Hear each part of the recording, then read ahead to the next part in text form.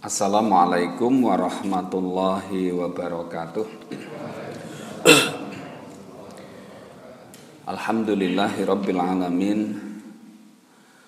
Wassalatu wassalamu ala asyrafil anbiya'i wal mursalin nabiyyina Muhammadin wa ala alihi wa ashabihi ajma'in. Amma ba'd. Bapak Ibu jamaah salat subuh ingkang kula hormati, insyaallah ingkang dipun rahmati Allah Subhanahu wa taala. Monggo kita wiwiti taklim kita wonten kesempatan menika kanthi ndedonga sesarengan mugi-mugi Allah ridho. Bismillahirrahmanirrahim. Raditu billahi rabba wa bil islami dina wa bi Muhammadin nabiyyan wa rasulah. Rabbi zidni ilma warzuqni fahma. Amin. Jamaah subuh rahimakumullah. Pada kesempatan pagi hari ini, pagi yang insyaallah penuh rahmat dan barokahnya, akan kita renungkan bersama, kita pahami, kita pelajari bersama, dan mudah-mudahan kemudian menjadi paham. Ketika kita paham, semoga kemudian kita bisa mengamalkannya, dan ketika kita sudah mengamalkan ilmu kita, maka itu pertanda bahwa Allah menghendaki kita menjadi hambanya yang baik, sebagaimana yang disabdakan oleh Rasulullah, ketika Allah menghendaki hambanya menjadi baik, maka salah satu caranya adalah yufaqihu fiddin. Hamba tersebut akan dipahamkan terhadap agamanya. Jadi walaupun sebentar, setiap hari kita belajar, mudah-mudahan kita semakin paham. Paham dengan apa? Dengan agama Allah. Kalau kita memahami agama Allah, berarti kita juga akan semakin paham akan kehendak Allah. Sesungguhnya Bapak Ibu, kita ini harus menyesuaikan dengan apa yang dikehendaki oleh Allah. Inilah yang disebut dengan wihdatul iradah. Jadi menyatukan, menyamakan antara apa yang kita kerjakan, yang kita rencanakan dengan kehendak Allah Subhanahu wa taala. Baik Bapak sekalian, nah Allah menciptakan manusia termasuk jin di dalamnya, itu punya kehendak, punya mau, punya tujuan. Allah menciptakan jin dan manusia itu sebagaimana sudah kita pahami bersama, saya sangat paham, tujuannya adalah agar beribadah kepadanya. Jadi wa ma khalaqtul jinna wal insa illa liya'budun. Dan tidaklah aku Allah menciptakan jin dan manusia kecuali hanya untuk beribadah kepadaku, kepada Allah. Nah, maka kemudian kita harus mengetahui arkanul ibadah, rukun dari ibadah itu apa, Bapak Ibu. Ketika kita paham tentang rukun ibadah, syarat-syarat ibadah kita sudah pernah sampaikan, ya. Sehingga ibadah itu mudah-mudahan diterima ketika memenuhi syarat. Nah, para ulama juga memberikan pelajaran kepada kita, mewariskan ilmunya kepada kita tentang rukun dari ibadah, hal yang harus ada dalam ibadah kita, dan ini menjadi motor penggerak. Jadi menjadi motor penggerak ibadah kita itu ada 3 Bapak Ibu. Jadi yang mempengaruhi kita melakukan sesuatu atau tidak melakukan sesuatu itu ada 3 hal. Yang ini kita harus pahami. Jadi ibadah itu tidak hanya melakukan sesuatu loh ya Bapak Ibu sekalian. Tidak melakukan sesuatu itu juga bisa menjadi ibadah. Contohnya apa? Contohnya apa Pak Bu? Tidak melakukan sesuatu tapi itu menjadi ibadah. Iya, meninggalkan larangan Allah. Tidak melakukan apa yang dilarang oleh Allah. Itu ibadah.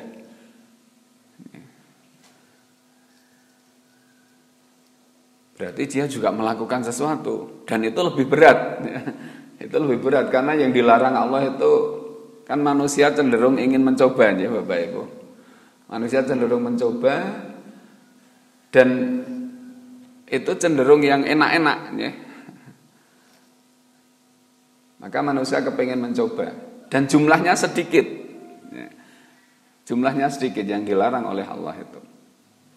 Nah, ada 3 hal yang mendasari kita melakukan sesuatu atau meninggalkan sesuatu atau tidak melakukan sesuatu itu. Apa saja? Yang pertama adalah al-hub. Al-hub. Cinta. Yang kedua ar-roja. Kenapa Bu? Ampun diganti ulo nggih. Kayak bar sahur kok. Ar-roja yaitu pengharapan.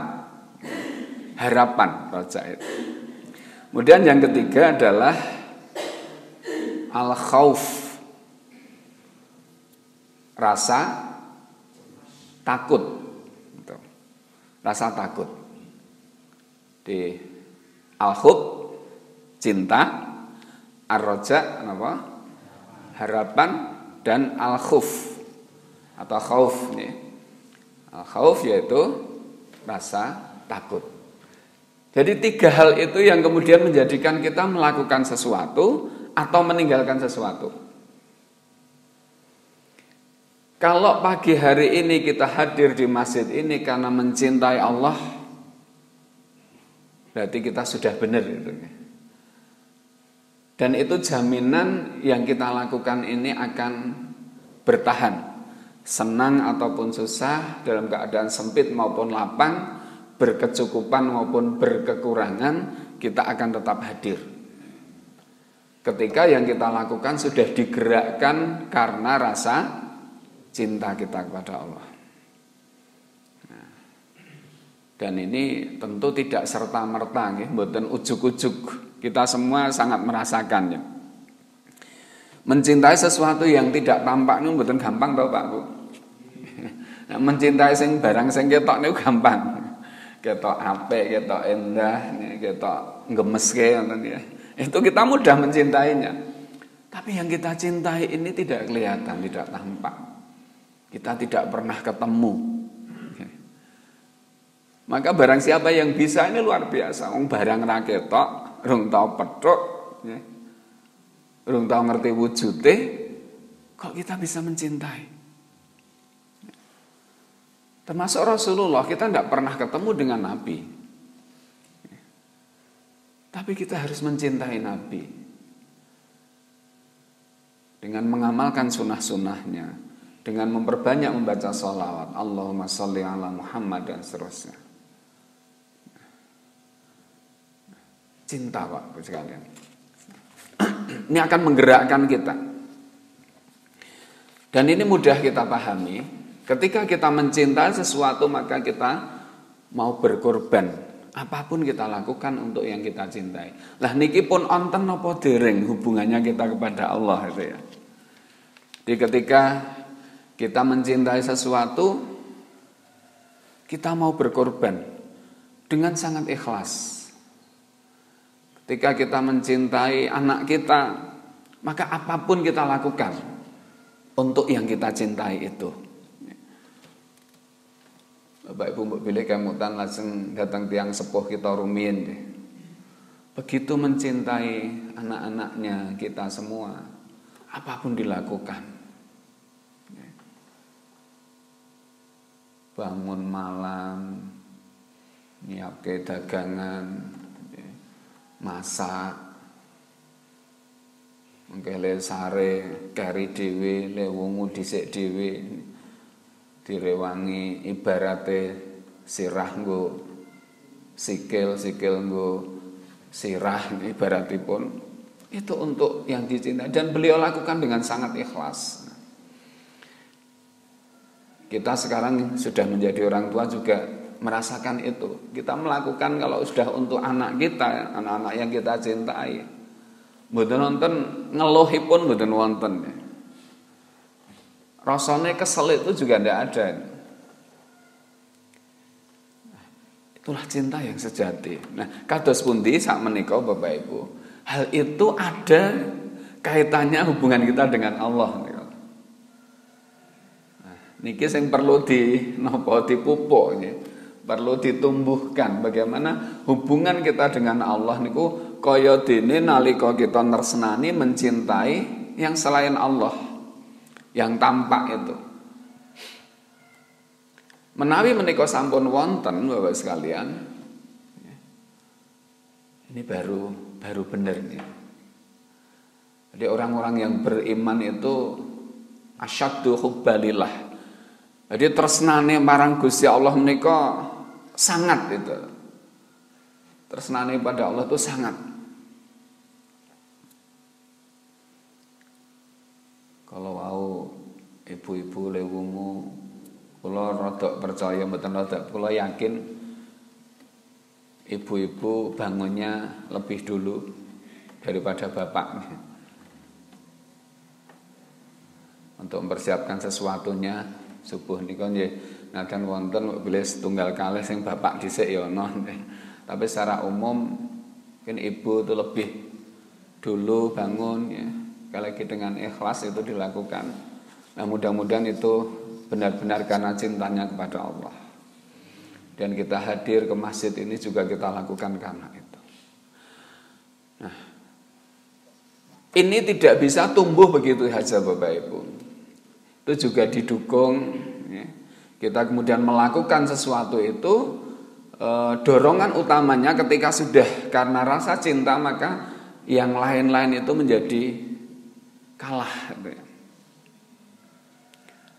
Tapi jujur Bapak sekalian, kita sebagai manusia, kita melakukan sesuatu itu juga punya pamrih. Ya betul. Kita melakukan sesuatu itu karena ada pamrih. Nah, pamrih datang Gusti Allah napa Pak Bu? Boleh tidak kita punya pamrih terhadap Allah? Boleh dan harusnya. Roja itu kan pamrih, harapan yang kita tunggu, yang kita harapkan dari Allah. Apa? Ridhonya, pahala yang dijanjikan, surga yang dijanjikan, itu harapan-harapan kita yang kemudian menjadikan kita semangat. Jadi kalau kita tidak punya harapan maka kemudian kurang semangat, kurang motivasi. Wong urip kok orang duwe pengarep-arep niku nggih. Ndak punya harapan, maka pasti loyo, Pak. Pasti lemah. Jadi siapapun ketika punya harapan, hidup itu kemudian menjadi semangat. Misalnya pun dinten niki tanggal tunggal ya. Nek sing bayaran niki ora bayaran gitu ya. Mergo tanggal abang sing garap ra ono. Ketika ada yang diharap, wah tanggal 1 bayaran ya, 1 bayaran ya, utawa wah mengko panen dan sebagainya. Ada harapan maka pasti semangat. Ketika hari ini Bapak Ibu ada harapan yang panjenengan yakini harapan itu akan terwujud, pasti panjenengan akan semangat sekali. Engko jam 09.00 aku kangen iki ya misalnya, entuk semene dan sebagainya dan sebagainya. Nah, harapan-harapan kita kepada Allah itu Bapak sekalian harus kita yakini itu bukan harapan kosong. Nah, ini yang berat ya. Mergo napa? Ora ketok, ora wujud niku.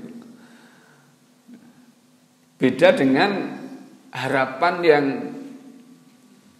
secara langsung tampak. Nun sewu misalnya megawe per 1000 meter pinten Pak? 150 misalnya ya misalnya. Ini ketok cetha hitunganipun. Sekilo 70 misalnya, jelas. Tapi harapan dari Allah itu tidak kelihatan. Dan ini membutuhkan keyakinan. Padahal harapan dari Allah itu jauh lebih besar dari itu. Kalau dikalikan minimal 10 kali sampai berapa? Al-Baqarah 261 sampai 700. Bahkan untuk puasa tidak terbatas. Nah ini harapan besar yang akan kita dapat dari Allah. Kalau monggo Bapak sekalian, ada keyakinan pada diri kita, pada jiwa kita, bahwa harapan dari Allah itu pasti harapan dari Allah itu nyata.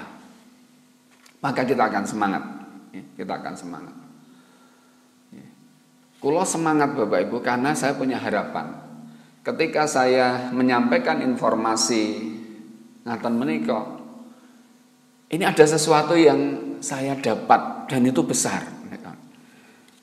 Panjenengan mirengaken ugi mekaten. Belum kalau kemudian apa yang saya sampaikan saya berusaha melakukan panjenengan nindakaken. Maka saya mendapatkan yang jauh lebih besar lagi. Maka kula semangat Pak. Kula semangat. Kula niku ampun dikira pinter.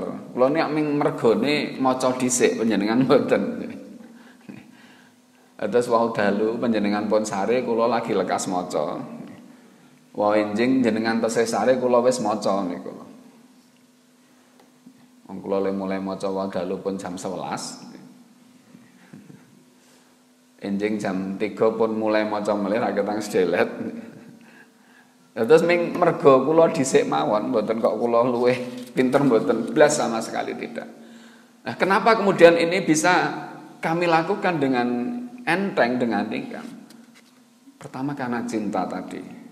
Yang kedua karena ada harapan besar. Ada harapan besar. Nah, dan yang ketiga apa?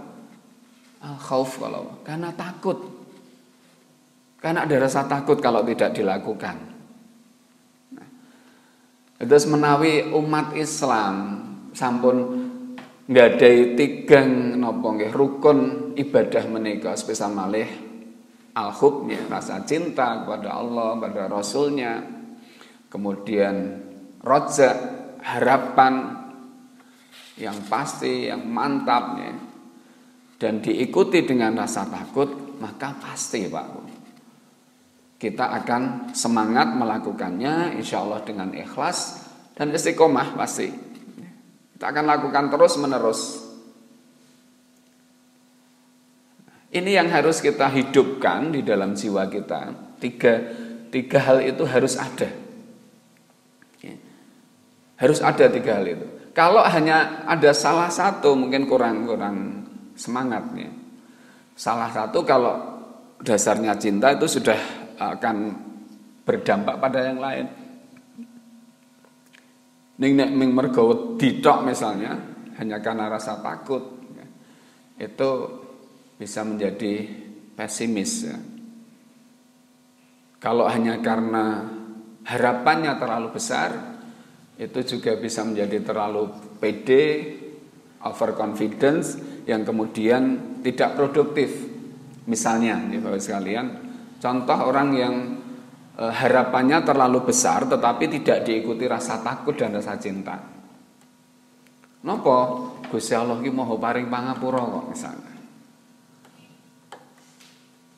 Maka berapapun dosa saya, sebesar apapun, sebanyak apapun dosa saya, asal saya tidak musyrik, kan Allah mengampuni misalnya. Maka kemudian menjadi tidak takut berbuat dosa. Mergo terlalu pede Gusti Allah maha paring pangapura. Benar bahwa Allah itu Ghafurur Rahim. Allah itu zat yang maha memberi ampun dan maha penyayang. Tapi kita tidak boleh kemudian terlalu over, hanya berharap tapi tidak diikuti rasa takut. Atau kemudian kita terlalu pede ngendikane Kanjeng Nabi kae sing sapa wonge ing akhir ucapane la ilaha illallah dakhalal jannah. Sing penting pokoke sesuk nek arep mati iki muni la ilaha illallah mlebu swarga kok. Moko saiki ora orang ibadah ra apa-apa lah. Utawa ling ibadah ya minimalis sak kobre. Sing penting sesuk nek arep mati maca la ilaha illallah. Nah, ini harapannya terlalu besar tapi tidak diikuti rasa takut. Tidak diimbangi dengan rasa takut. Padahal tidak semudah itu. Bahwa di akhir kalamnya mengucapkan la ilaha illallah kemudian menjadi asbab masuk surga itu iya, kita yakin, sangat yakin. Tapi kemudian pertanyaannya, apakah semudah itu lidah kita mengucapkan la ilaha illallah pada saat kita sudah mendekati ajal? Kalau itu tidak menjadi kebiasaan kita sehari-hari. Kalimat tahlil la ilaha illallah itu harus kita biasakan Bapak Ibu. Kita ucapkan dengan ikhlas. Jadi ya setiap hari, setiap saat. Ba'da subuh minimal 10 kali la ilaha illallah wahdahu la syarikalah lahul mulku wa lahul hamdu wa huwa ala kulli syai'in qadir. Ba'da maghrib fi mengatakan. Bahkan setiap habis sholat setelah membaca tasbih, tahmid dan takbir 33 kali masing-masing kemudian digenapkan menjadi 100 dengan la ilaha illallah wahdahu la syarikalah lahul mulku wa lahul hamdu wa huwa ala kulli syai'in qadir. Jadi kalimat tahlil itu harus kita baca setiap hari. Lebih banyak lebih bagus. Karena kalimat la ilaha illallah itu menjadi timbangan yang paling berat. Dalam sebuah hadis digambarkan seandainya 7 lapis bumi ini diletakkan dalam satu neraca membandel sijine nggih.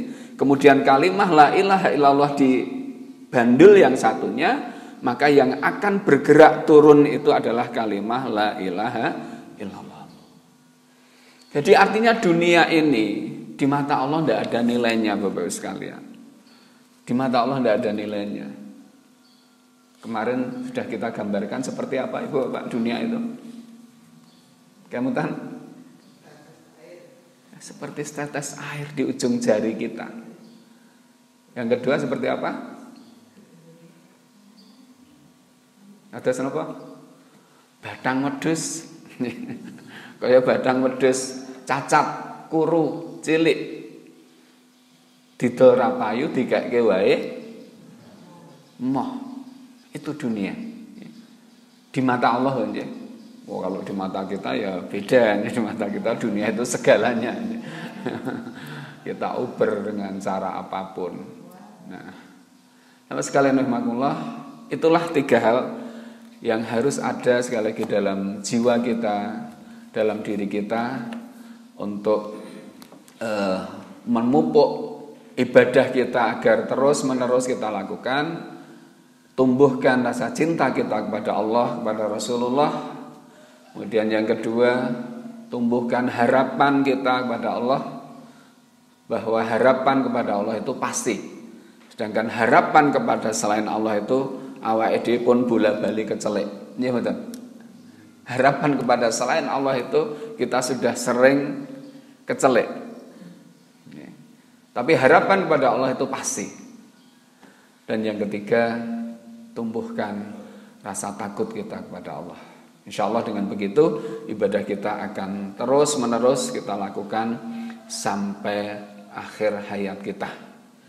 Di dunia ini tidak ada hisab, adanya amal, Bapak Ibu. Sedangkan di akhirat adanya hisab, tidak ada amal. Kalau baleni nggih, ten donya niki anane amal. Dereng wonten hisab, belum ada perhitungan dari Allah. Sedangkan di akhirat besok adanya hisab. Kita sudah tidak dituntut beramal melih menjang wonten akhirat. Maka sekarang kita beramal untuk akhirat kita. Sekarang saatnya kita beramal, sedangkan di akhirat kita akan menunggu hasil hisab. Insya Allah hasilnya baik, positif. Nah, disebut positif saat ini pengertiannya terus COVID. Pokoknya baik hasilnya, kemudian insya Allah kita akan dimasukkan di dalam surganya Allah Subhanahu wa taala. Amin ya rabbal alamin. Monggo kita akhiri. Alhamdulillahirabbil alamin. Subhanakallahumma wa bihamdika asyhadu an la ilaha illa anta astaghfiruka wa atubu ilaik. Wassalamualaikum warahmatullahi wabarakatuh.